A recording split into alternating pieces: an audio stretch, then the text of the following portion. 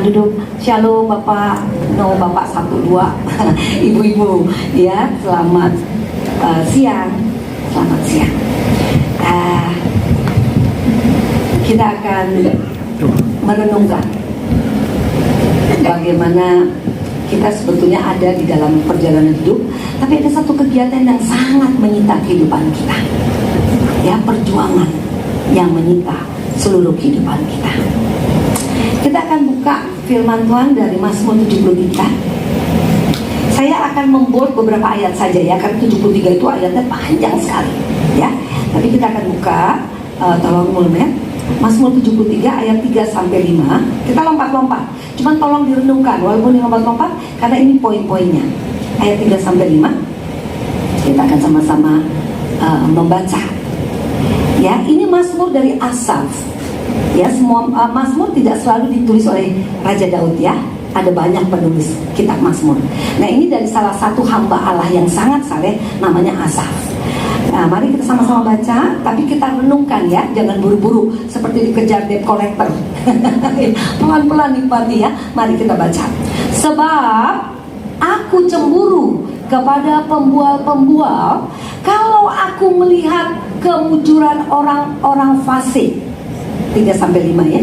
Sebab kesakitan tidak ada pada mereka, sehat dan gemuk tubuh mereka. Mereka tidak mengalami kesusahan manusia, dan mereka tidak kena tulah seperti orang lain. Kemudian kita pindah lagi. Di sini Asaf mau katakan, aku cemburu loh Tuhan. Kok orang-orang jahat, orang-orang bebal ini kok mujur, sehat, kaya. Kita lanjut ayat 13.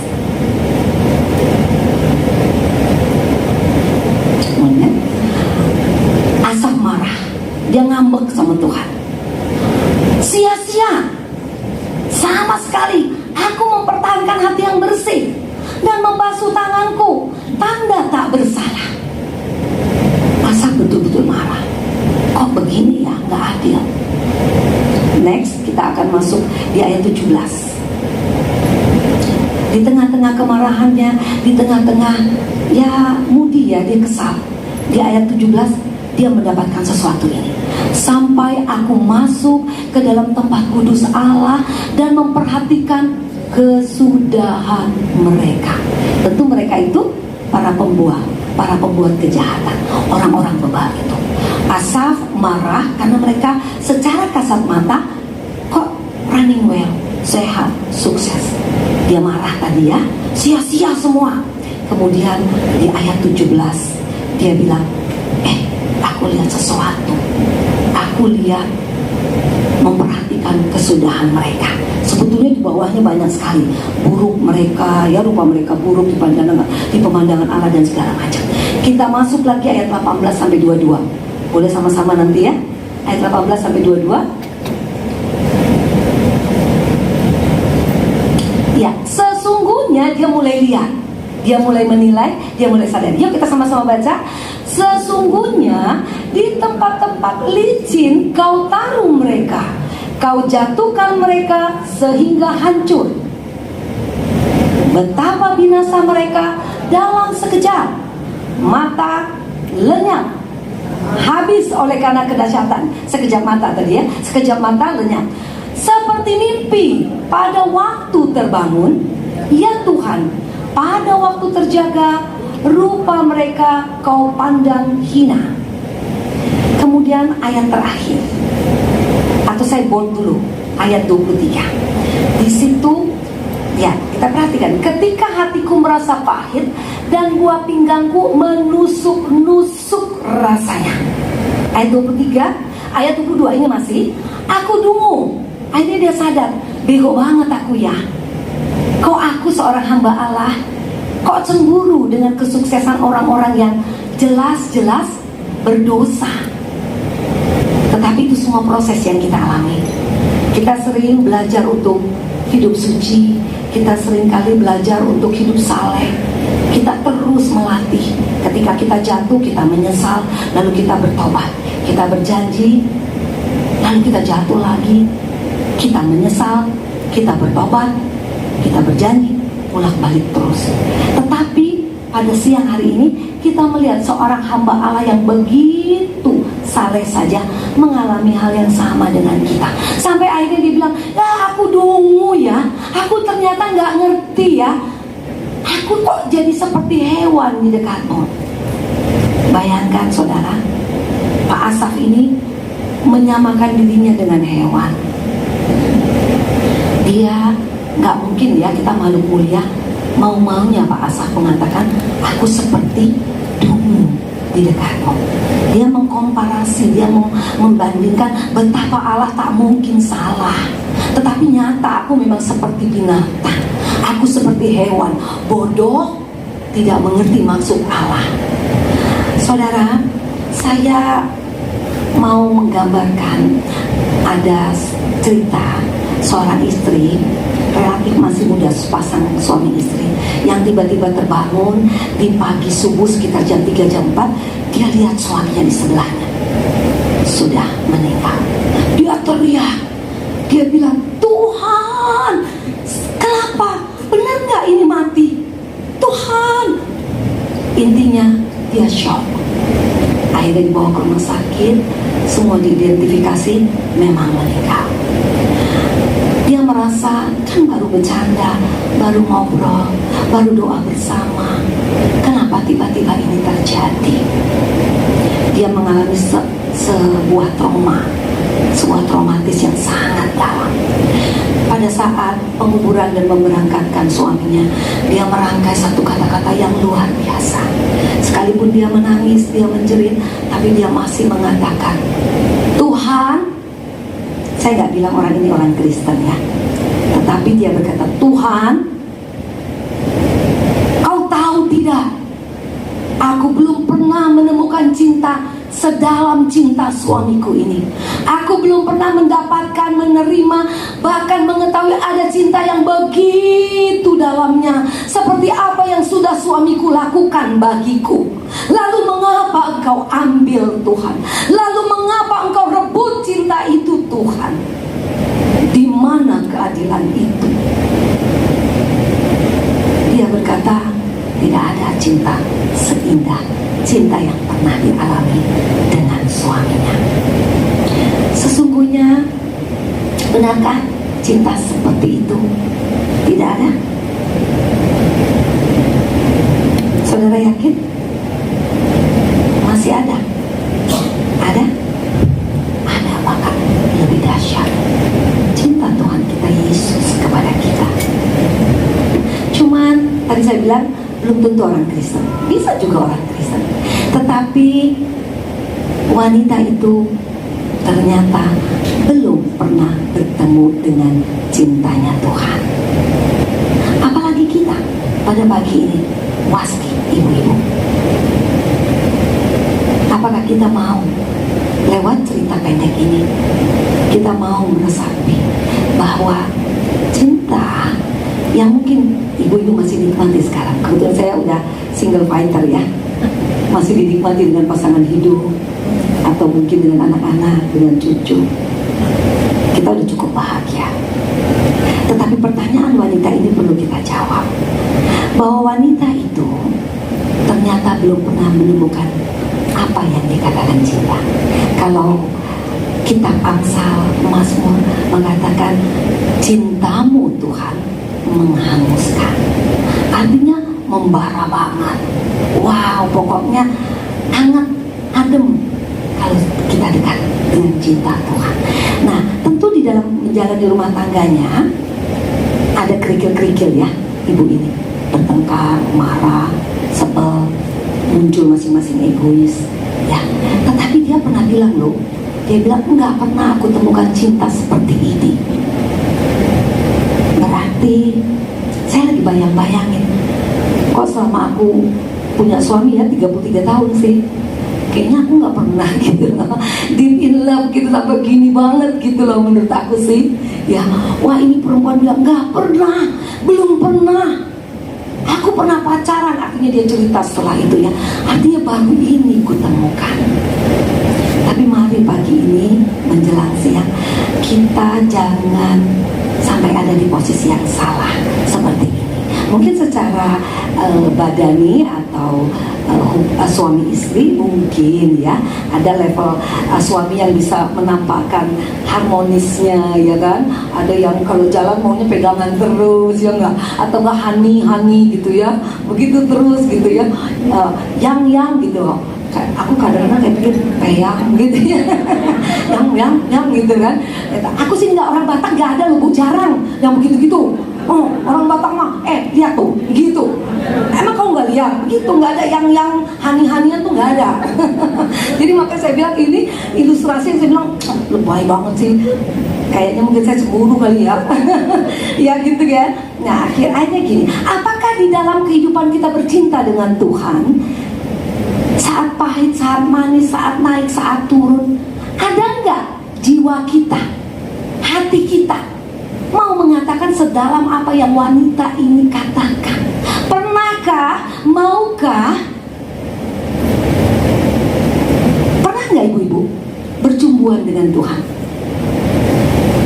Pernah ibu? Pernah? Iya. Saya terus mau melatih itu. Saya selalu membayangkan ada pribadi di hadapanku. Tentu ini penuh kekudusan ya. Tapi Engkau baik, aku sayang. Tuhan, aku bahagia bersamamu. Kita tumbuhkan, kita kembangkan, kita hadirkan pribadi itu. Sungguh kau tak nyata, seakan tiada. Ya begitu, kalau saudara dingin kayak tadi saya bilang, ya kalau pacarannya, ambil dulu itu, kau nggak lihat apa, begitu kan? Jadi mungkin kayak nggak nyata gitu ya, maksudnya, ayo udahlah dia ada nggak ada ya udah mirip aja begitu ya, gitu mungkin. Maksud saya, mau nggak saudara, apalagi kita ini udah, ya WASKI relatif lebih banyak di atas 40 kayaknya ya. Ya 40, 50, 60 langsung lansia. Ketika saya umur 60 masuk 60 tuh, waduh, ditepukin. Keluarga saya duk. Kenapa tuh?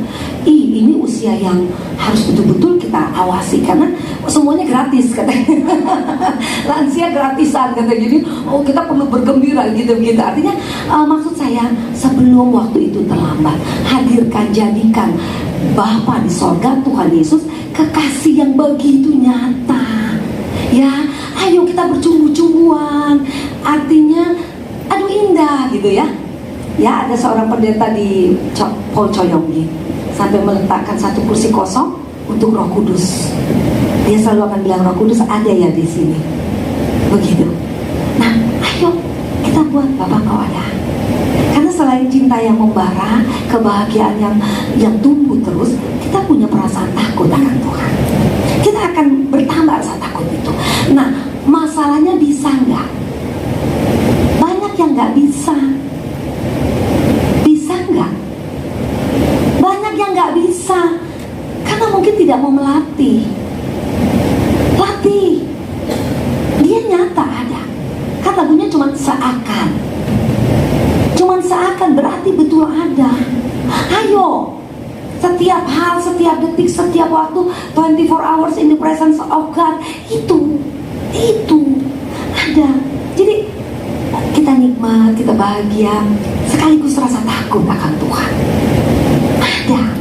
Nah, jadi ternyata hanya orang-orang yang mau menikmati Allah, hanya orang-orang yang mau memaksa diri untuk menghadirkan Allah di sampingnya, yang mau berjalan seiring stoikomen, ketika kanan kiri, kanan kiri. Kanan mungkin kakinya Bapak, kiri mungkin kakinya kita, berjalan seiring seperti serdadu, begitu indah. Iya kan? Kalau lagi baris berbaris enggak beres, disuruh berhenti kan? Ulang, balik lagi. Iya, mulai kanan kiri. Adakah saudara melatih itu? Adakah saudara melihat kesesuaian itu? Kalau kaki Allah di kanan, kita jangan ikut-ikutan kanan. Belajar untuk melanggarkan kaki kiri, artinya kita di bagian kiri, sehingga kita melihat dan kita merasakan bahwa stoikomen itu, berjalan beriringan dengan Tuhan itu indah. Tunggu, ada momen pahit, diam, tunggu, nikmati momen pahit itu. Jangan ambil alih, langkah bagian kanan mungkin itu gambarkan pada siang ini? Kalau saudara harus ada di kiri, tetap on the right track, on the left side. Jangan saudara mau zigzag begitu ke kanan ke kiri, sehingga saudara seringkali tidak pernah mengalami cinta yang sesungguhnya. Saudara tidak pernah menikmati hidup bersama Bapa. Saudara fokus hanya dengan dunia ini. Kenikmatan saudara hanya takar segini. Dunia itu cuma segini saudara, atau mungkin segini. Saudara menikmati dunia sama amat sangat, atau sebaliknya, bolak-balik tangan ini sebaliknya. Saudara begitu terpekor dengan penderitaan. Saudara menghitung-hitung penderitaan. Kok anak saya begini, kok nasibnya begini ya, kok suami saya kabur, kok saya begini ya. Saudara sibuk hanya di area seperti itu. Mari saudara, sebetulnya semua orang bisa menikmati berkat Tuhan, tapi coba lihat cara menikmatinya. Tidak sedikit yang menikmati ketika bisnis lancar, badan sehat, keuangan banyak ada, anak-anak semua bagus. Saudara langsung, iya Tuhan memberkati aku. Perhatikan kesaksian orang-orang Kristen, betul? Ada ya kalau di kebaktian-kebaktian dikasih bagian untuk bersaksi. Ada yang bilang, aku bersaksi kemarin aku suamiku kabur, begitu ya. Artinya maksud saya gini, bersaksi tentang kepedihan jarang ya. Bahkan banyak ruang kesaksian jadi ajang untuk kesombongan ya. Coba perhatikan. Nah, karena kita terlalu sering mengidentifikasikan bahwa keberhasilan, cinta Tuhan, kebaikan Tuhan itu selalu sesuai dengan apa yang kita pikir, yang indah, yang baik. Tapi ternyata banyak cara Tuhan yang berbeda dengan cara kita. Kita harusnya mengerti bahwa saat-saat pahit pun itu cara Tuhan untuk menyatakan cinta kita. Banyak sekali orang yang tidak mengerti, tidak mau menerima. Ya, contohnya, saudara, sering sekali ketika ada satu lagi cerita bahwa seorang istri, kebetulan suami istri, tapi suaminya ada mengalami kecacatan, akhirnya hanya istrinya yang boleh bekerja. Berjalanlah rumah tangga ini sekian waktu, tiba-tiba si istri divonis buta. Waktu si istri divonis buta, seminggu berjalan, 2 minggu berjalan, pemeriksaan, tiba-tiba suaminya hilang. Wah, istrinya mirip tadi, masuk di dalam lembah. Istrinya marah, dia mengumpat, dia bilang mungkin ya, suami kurang ajar, wah segala macam, kamu tinggalkan saya saat saya buta. Begitu, berjalan dengan waktu, akhirnya sang istri dioperasi.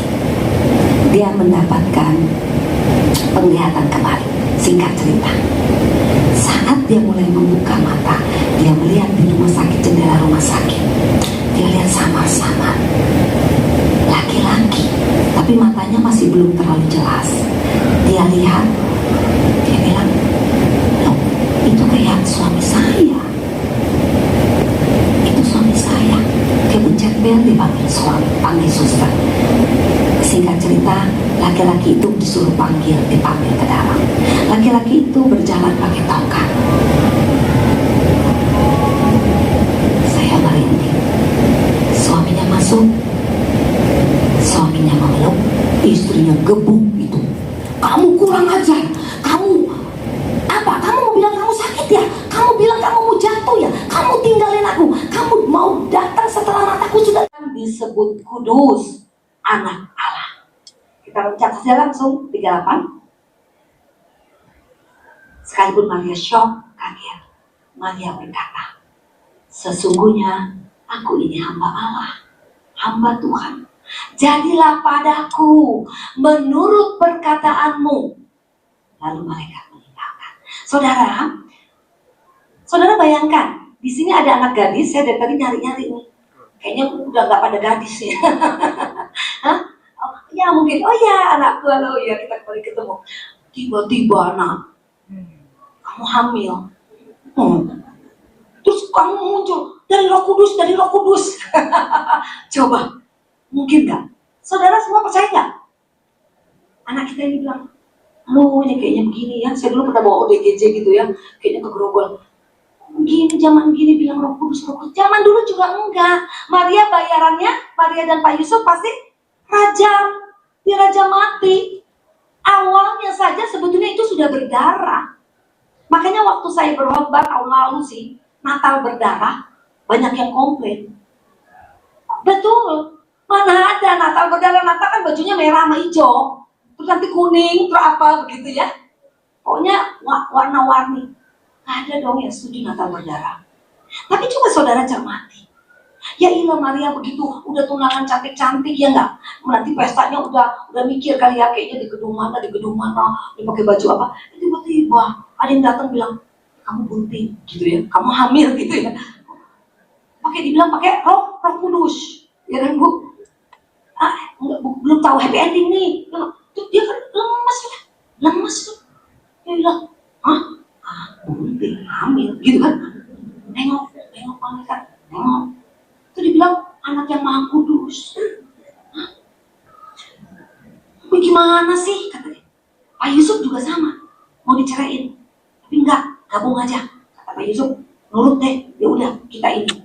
Ya ilah, kok katanya anak Allah, anak maha kudus, dibawa lagi perut gede, tiba-tiba sensus penduduk dari Yudea pergi ke Bethlehem.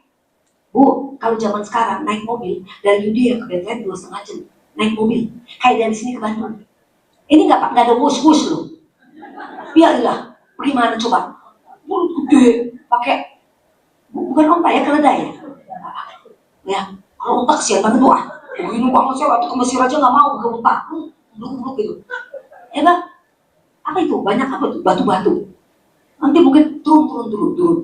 Nggak bisa, Pak Yusuf dorong kan? Ya ilah, kata dia gitu kan? Aduh, sampai nggak dapat penginapan. Coba bayangkan Natal.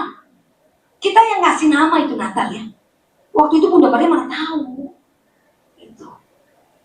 Adakah keindahan seorang ibu Aitios, pokok keselamatan yang dipercayakan mengandung dari Roh Kudus? Adakah kenikmatan pada saat itu? Tidak ada. Tapi beliau, Ibu Maria menjawab, aku ini hamba Allah. Jadilah padaku sesuai kehendak-Mu. Siang ini kita harus mengambil kondisi itu. Apapun katakan itu. Apapun yang terjadi pada hidupku. Bagaimanapun bentuk Tuhan mencintai aku. Bagaimanapun cara Tuhan menyuguhkan kasih-Nya kepadaku. Aku ini hamba Allah. Jadilah padaku sesuai kehendak. Jangan sia-siakan waktu kita. Tinggal sedikit. Kita boleh merecharge ulang. Kita boleh kalau Pak Gembala Sinode kita, Gembala Senior kita bilang terus atur agenda. Betul? Kita kadang-kadang miring, salah. Ulangi lagi. Aku mau begini. Kita perbaiki terus. Mumpung masih ada waktu. Satu hal lagi untuk Gembala Senior kita, Bapak Rohani kita. Bisakah kita melihat ini cara Allah mencintai beliau? Amin. Bisakah saudara melihat bahwa ini cara Allah untuk mencintai keluarganya? Bisakah saudara melihat bahwa ini cara Allah mencintai GSKI? Nggak bisa, Bu. Aku nggak bisa. Aku bilang kok gini, cinta kan enak ya, dua-duaan, ya lagi makan ada wajahnya, ya kan?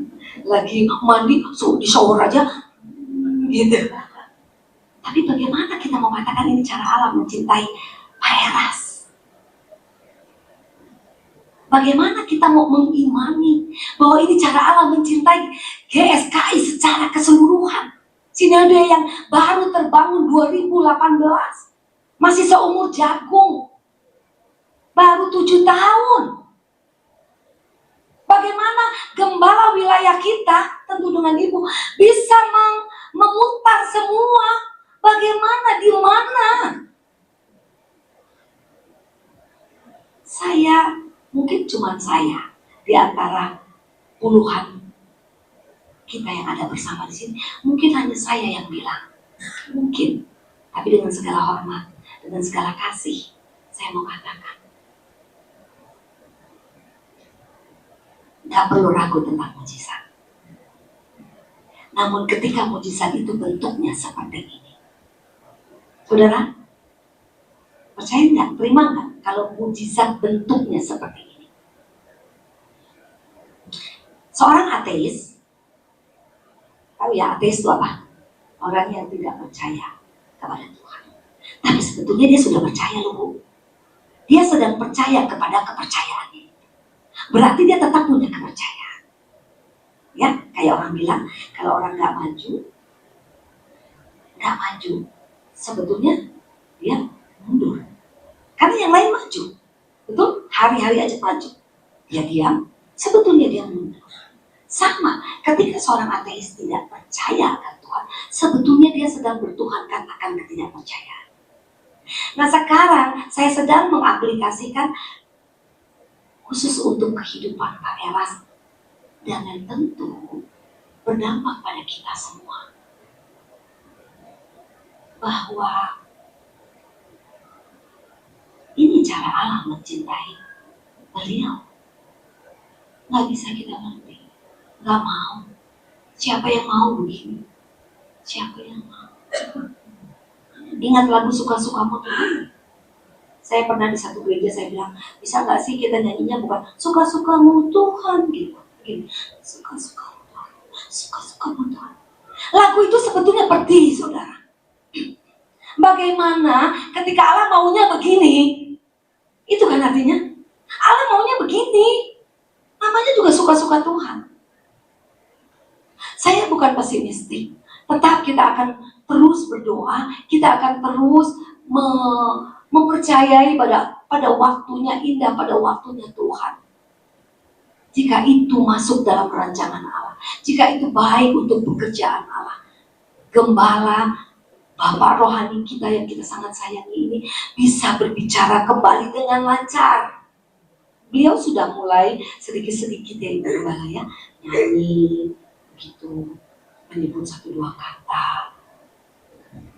Beliau bisa mungkin berjalan, mungkin lambat, atau mungkin agak sulit, tapi minimal kita berharap dengan iman kita, beliau bisa berdiri. Tetapi ada satu pertanyaan besar. Ketika kita terus-menerus menggaungkan itu, mendoakan itu, ada satu pertanyaan besar dalam hati saya, dan itu sebetulnya sudah 1 tahun. Atau mungkin yang kurangin dikit lah ya, 2-3 bulan setelah beliau jatuh, saya menelisik hati saya. Saya suka bertanya. Bahkan teman-teman, ada yang pernah ingat? Ada beberapa teman saya motor, pokoknya dia pegang itu. Katanya Pak Eras bilang begini. Saya ingat sih, tapi saya nggak terlalu menyimpang. Beliau mengatakan, ada suara Tuhan yang akan saya sampaikan, tapi nanti tunggu waktunya. Betul? Ibu setuju ya? Ada beberapa kepala yang nodding ke Pak Anuk. Ya. Kita semua katanya masih menunggu Pak Eras berbicara dan menyatakan apa yang Allah Bapa akan katakan. Amin? Amin. Apa sih yang mustahil bagi Bapa? Bagi Elohim Yahweh. Tapi andai kata tidak, mungkin belum ada pendeta yang mau menyatakan statement ini. Andai kata tidak, kita harus cengli. Suka-sukamu Tuhan. Kalau Tuhan suka dengan sesuatu yang kita tidak suka, jangan dibalik. Jangan kita suka, tuh nggak peduli Tuhan nggak suka. Dibalik harusnya. Kalau Allah suka, sementara kita tidak suka, kita defensif. Kita bilang ini nggak adil Tuhan, ini nggak benar, nggak mau gembala senior kami seperti ini. Tidak, kami akan terus menunggu mujizat-Mu. Kami akan terus berseru-seru akan nama-Mu. Tapi boleh dong, fair, cengli, dengan segala hormat saya mengasihi gembala senior kita, Bapak rohani kita. Tetapi boleh nggak saya katakan, bahwa apa yang Elohim Yahweh mau katakan lewat Pak Ermas itu adalah kejadian ini. Saya mungkin banyak yang gak suka dan ngeri loh. Saya ngomong di Harta Gading, kalau di luar mungkin gak terlalu banyak yang dengar. Tapi saya begitu menghormati Elohim Yahweh. Kalau beliau berbicara, mengimpartasikan lagi, so what gitu loh. Betul bertobat semua? Jamin? Apa yang kita tunggu? Kalau kita selalu hanya mengklaim itu, sementara kita tidak melihat diri kita. Sudah waktunya kita melakukan sekarang. Sudah waktunya kita sekarang menyampaikan, saya nggak tahu, saya mengimani ini. Jangan-jangan ini yang Tuhan katakan. Seperti saya bilang, orang ateis itu sebetulnya sedang beragama. Ini mungkin saja yang Elohim sampaikan kepada kita lewat Pak Eras. Bukankah sesuatu yang luar biasa beliau dengan keterbatasannya, beliau menyembah. Itu pertama kali dulu saya dengar, saya nyari loh, suara siapa begitu ya. Ya betul. Terus saya baru oh, apakah saudara tidak melihat? Tidak ada yang membatasi beliau dengan Elohim Yahweh. Sekarang sementara kita semua sehat, saudara begitu membatasi diri. Saudara pelit dengan uang saudara. Saudara pelit dengan waktu saudara. Berdoa malas. Doa pagi pakai ngantuk. Atau bolak-balik pakai minum segala macam. Saudara tidak pernah mau tambah jam doa saudara. Saudara mau apa dengan pelayanan ini? Kenapa harus menuntut Pak Eras terus? Sekarang waktunya. Ibu, semua. Waktunya. Untuk kita yakin Allah sedang mencintai Pak Eras dan keluarganya. Allah juga sedang mencintai kita yang bernaung di bawah GSKI. Terjemahkan itu. Lalu aplikasikan. Buktikan. Saya cuma mau bilang udah gak ada.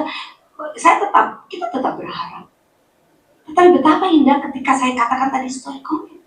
Urusan Allah yang mengerjakan.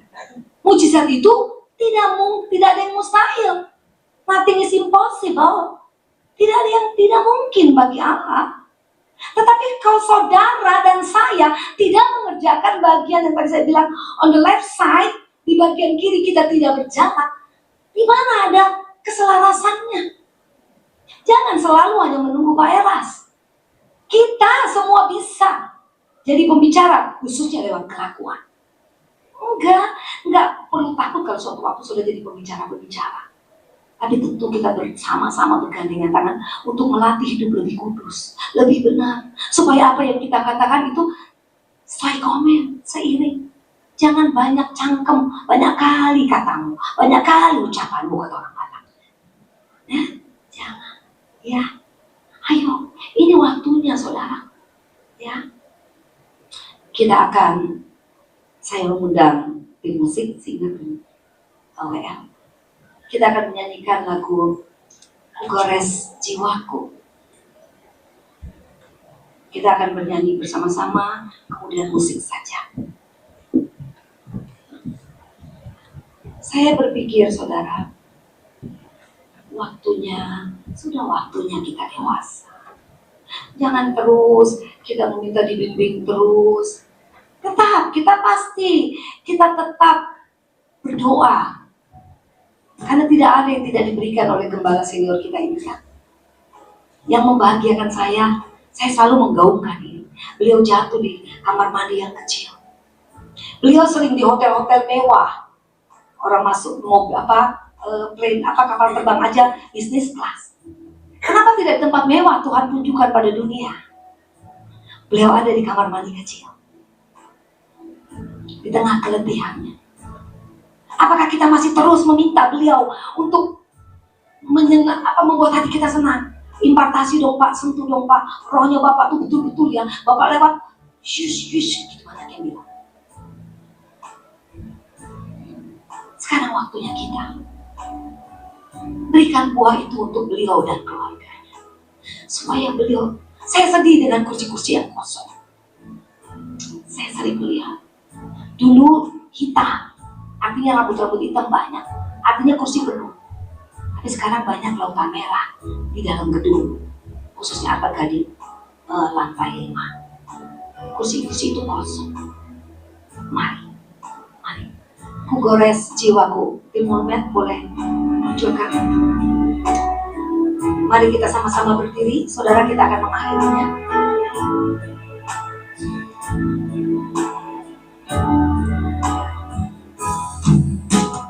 Kugores jiwaku untuk mencintaimu, cinta yang tak pernah ku temukan.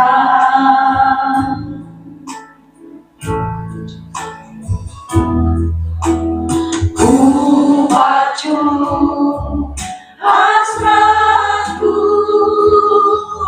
untuk tetap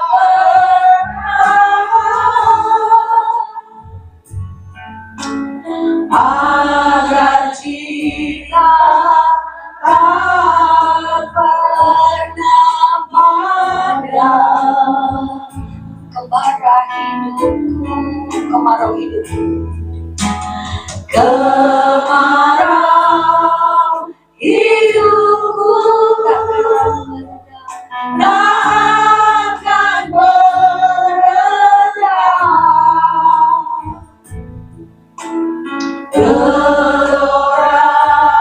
Kita nyanyikan dengan serius, saudara. Saudara sedang bernyanyi, saudara sedang berdua-dua dengan Tuhan. Katakan ini sungguh dari hati saudara. Tak akan berujung resah. Bisikan cintamu, Tuhan, aku cinta padamu. Tuhan, aku cinta padamu. Setengah suara, singer, setengah suara. Jemaat, mari kita menemukan perkataan ini. Tuhan, seringkali kukira cinta yang kau sampaikan begitu indah, begitu nikmat. Aku kira bersama Tuhan semua baik, semua bagus. Aku tidak terus-menerus menderita seperti ini. Aku sakit, aku gak punya uang, aku gak punya pasangan hidup, anakku nakal, anakku ada di dalam masalah besar, keuanganku pun begitu. Tuhan, mana cintamu? Mana bukti cintamu? Benarkah Engkau ada, Tuhan?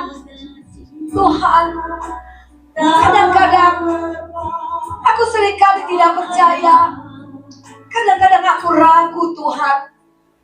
Apakah Engkau benar ada? Seringkali kami mencari, bahkan seringkali kami berdiam, bahkan kami seringkali mau mundur. Kami putus asa, kami marah, kami bertanya, kenapa begini, kenapa begitu?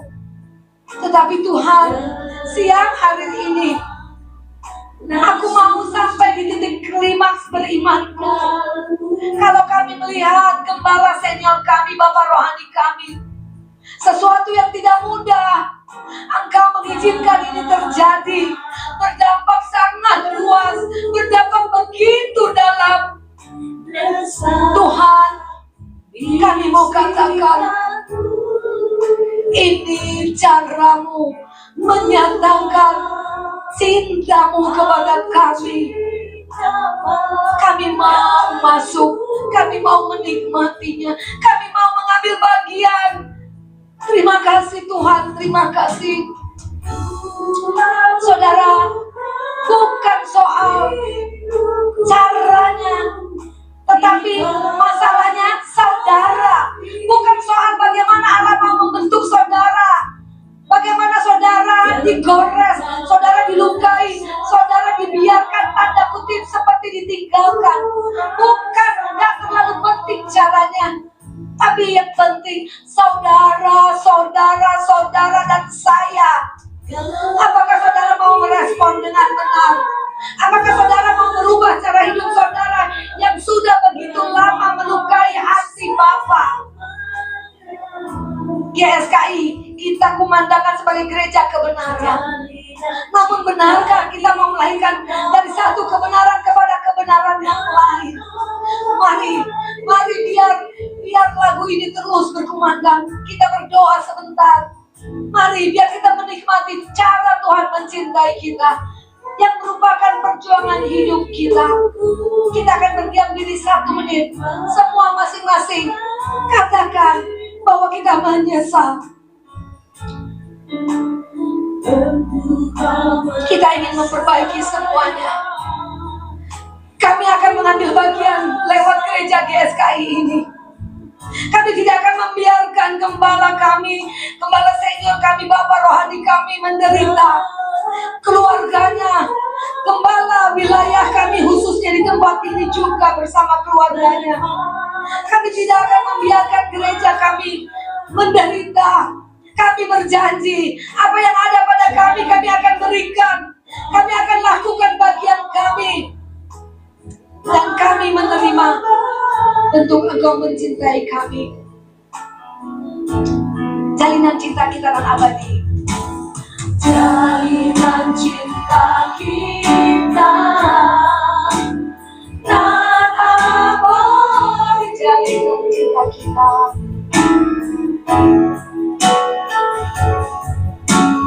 Jalinan cinta kita dan abadi.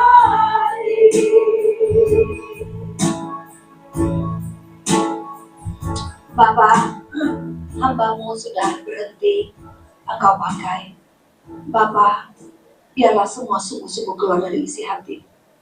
Dan kami sungguh-sungguh memakai hati kami menjadi bejana untuk menampung semua kebenaran firman-Mu. Dan biarlah kami mau menumbuhkannya. Kami mau mengisi bejana jiwa kami hanya tentang Engkau dan hanya tentang Engkau. Tuhan, biarlah kami mengerti bagaimana cara Engkau mencintai kami. Ini adalah perjuangan yang menyita seluruh kehidupan kami. Kami berjanji bahwa kami akan menata kembali cara hidup kami. Untuk kami benar-benar menikmati berjalan seiring seirama dengan Engkau. Sehingga kami tahu di mata-Mu kami keindahan bagi-Mu. Terima kasih Bapak, terima kasih.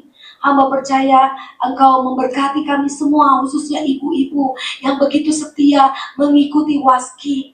Khususnya Ibu Ketua kami, Ibu Syuli, dan seluruh jajaran kepengurusannya. Bapak berkati kami, supaya ini bukan sebuah rutinitas setiap Rabu, tetapi betul-betul menjadi satu momen kami bertemu dengan Tuhan. Dan kami sedang terus menenun, kami terus mengawasi kehidupan kami, bahwa kami harus benar-benar bertobat. Kami harus benar-benar menjadi perempuan-perempuan, ibu-ibu, wanita-wanita yang cemerlang, wanita-wanita yang benar, pantas menjadi kekasih-kekasih-Mu. Terima kasih Bapak, terima kasih. Kiranya segala sesuatu apapun keadaan kami, itu membawa kami benar-benar makin mengasihi Engkau. Terima kasih, kami akan berpisah satu dengan yang lain.